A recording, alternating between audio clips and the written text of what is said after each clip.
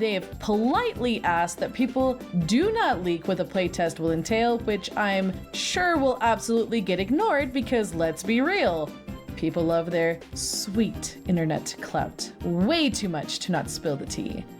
That's why we got all these darn leaks, I tell ya. People just want to be that guy. Anyways, I look forward to covering the leaks about the playtest in the future. Sorry, not sorry, Nintendo.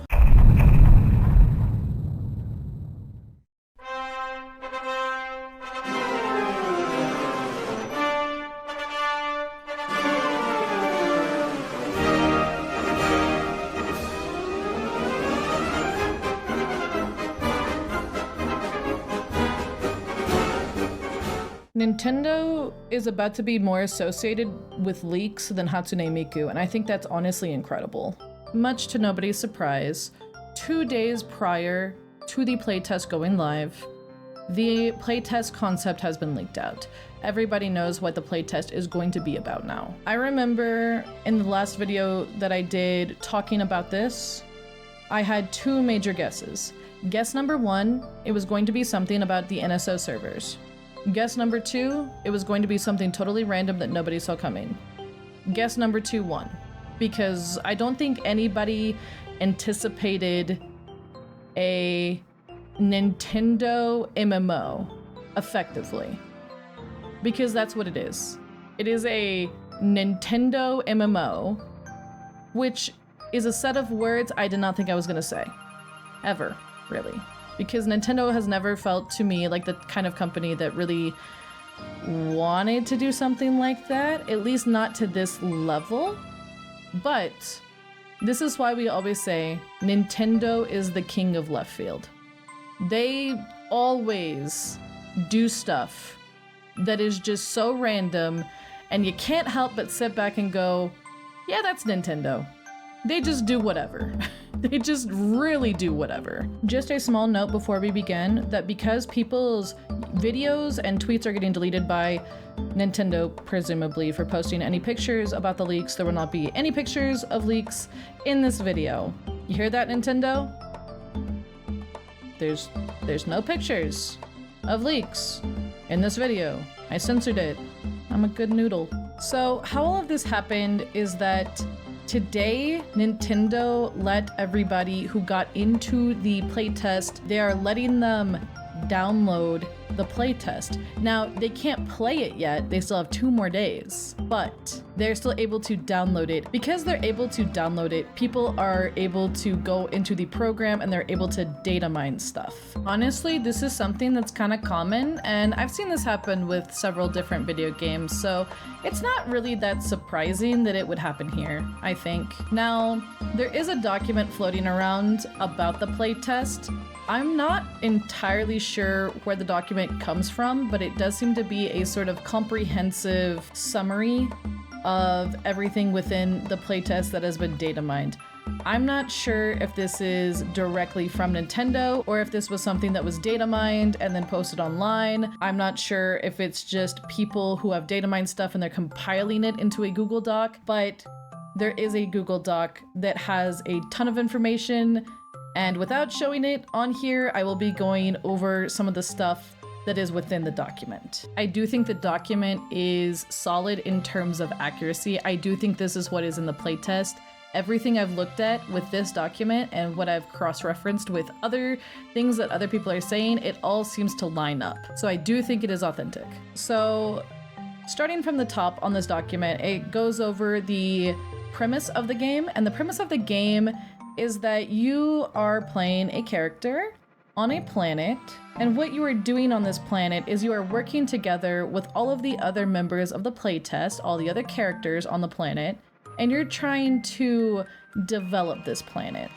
You're exploring it and you're building things on it. There seems to be stuff like enemies and some sort of like resources to help with your development process. A lot of people are likening this premise to Minecraft, like an MMO version of Minecraft. So the next part of the document talks about these things called beacons, and they seem to be some sort of tool that purifies and helps develop the land around you. So basically, how it works is as you're developing, you receive the beacon. You put the beacon down. Within the beacon, that is your turf. Nobody else can change anything within that zone except for you. Now, outside of the beacon zone, that is a public space and anybody can change anything there. But if you're wanting to, say, do something in particular, or you're wanting to store something that's very valuable, you'd want to put it in your beacon zone. Moving on to the next bit of the document, they talk about something called the dev core, which is a separate space from the planet that you are developing. That's what they call it. And it's basically just a hub for the players to kind of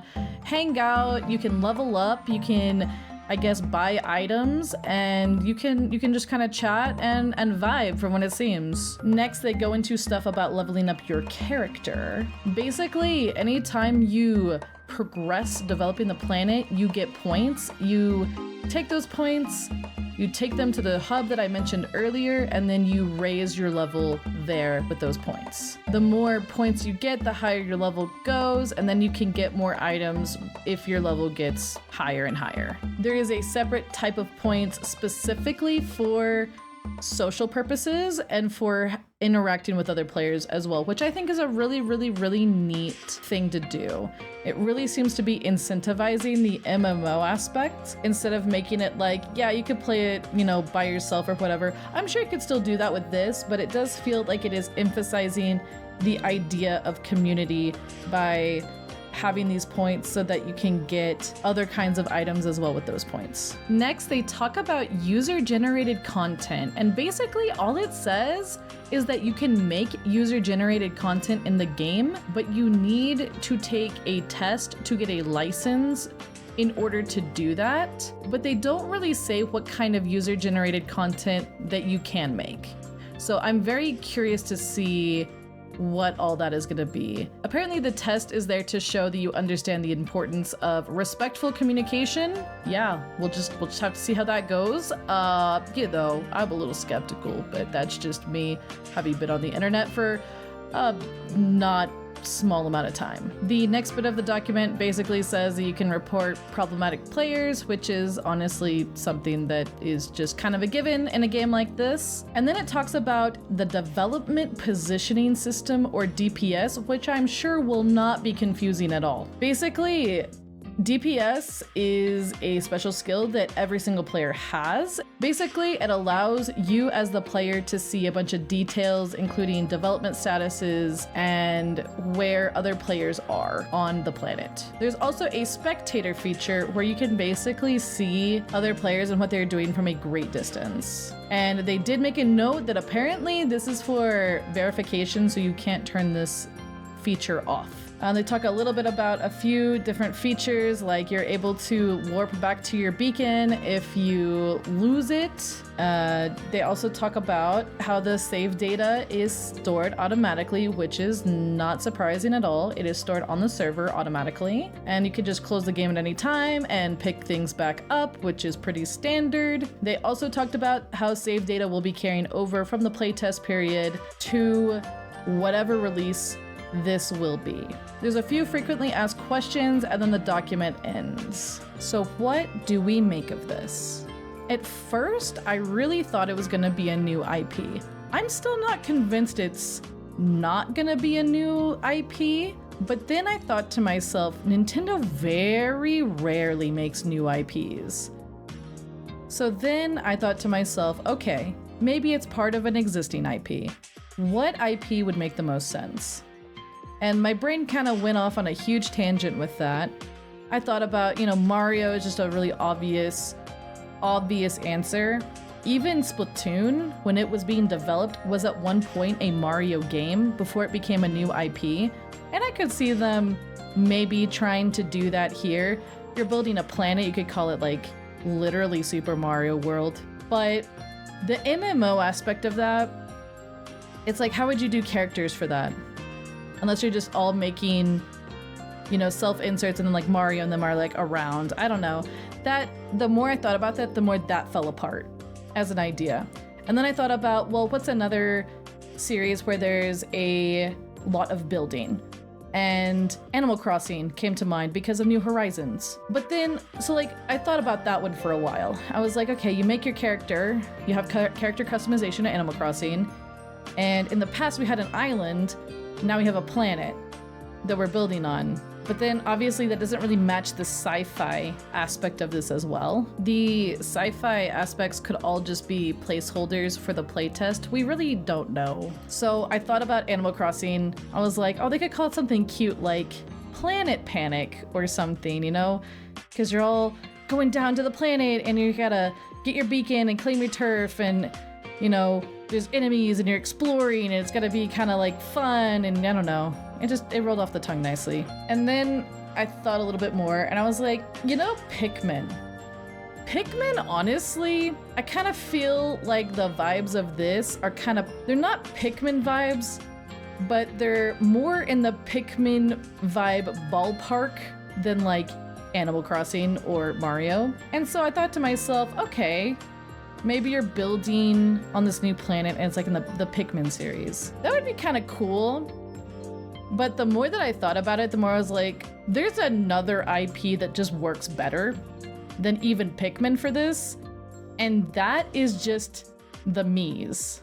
We already make these online representations of ourselves through Nintendo for like our profiles and stuff like that. This would be perfect for Miis. It really would. I don't think we've really done anything with Miis for a long while. They were never really like my kind of thing, so I never really paid that much attention to it. I think Miis would be perfect for this. Maybe this is them trying to bring Miis back. I definitely see that being more likely than those IPs I mentioned earlier. But I guess the next question is this a game or is this part of a game? I was convinced at first that this is gonna be a whole game, but the more I think of the concept, the more I'm starting to wonder if this is like a multiplayer aspect of another game that they are making. Like maybe there is a single player mode or something, and then this is just like the multiplayer for it and they're playtesting it. I think that's definitely possible, but I'm kind of 50-50 on it. I think part of me wants it to be part of a bigger game that has more than just this mode. And that's because, while I think that developing the planet is a cool idea, I wonder how it is as like a sustainable type of gameplay. Likening this to Minecraft is kind of smart. I kind of see the reason people are doing that. With Minecraft though, say that you decide that you're done with the project you're working on, but you still want to play Minecraft. You can just make a new world in a different biome. The playtest, from what I can see, the concept just has a lot more limitations on it. This is a planet that has been made by Nintendo. It's on a server, and there's other people. Land also just seems kind of finite, so you have a limit of what all can be built at the same time. And yeah, you do have your beacon zone that you can work on within that beacon zone, but then say you're done working there and you want to move your beacon, yeah, you can just pick up your beacon and go somewhere, but what if you come back and everything you built gets wrecked by somebody else? I feel like that would be really, really annoying. Maybe the idea of gameplay is just that the world will constantly be changing depending on who's online and who's building, and that is an interesting idea, but I kind of wonder if people will get tired of that. I wonder if this is a gameplay type that really has that much longevity in how the gameplay works. I worry it'll be frustrating for people if their stuff is constantly getting changed, and I worry that this is the kind of game that will be basically just dictated by whoever has the most free time to play the game. Like, building is going to be dictated by those people. I hope that makes sense. That is my worry with this as a single game, which is why I wonder if it'll be part of something else.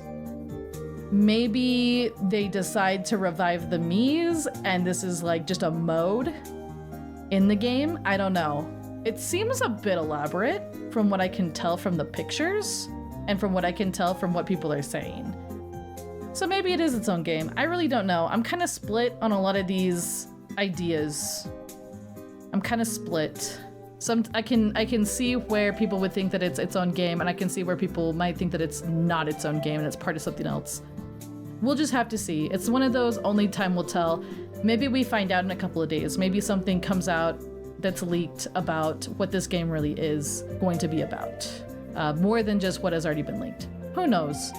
But it's certainly interesting. I never thought they were gonna do an MMO to this scale. They've always liked multiplayer, but not on this level. And it's kind of cool to see them trying it. I really hope the server is stable. I really hope it is, because that will make or break this project, for sure. And that is honestly about it from me. I don't have much of an outro, except for the fact that the weekly news may not happen this week. I kind of accidentally booked way too many things on my plate for this week. So I'm gonna try my best to get a video out for it. But if it doesn't happen, we can blame my scheduling problems. We can just blame that. Let me know what you guys think about this playtest, by the way. Is this something that you're personally interested in if it turns out to be a full game? I still don't know how I feel about it, honestly. I don't know if it's really something that's my cup of tea, but I'm curious to hear if you guys are excited. Thank you so much for watching, and I will see you in the next video. Bye.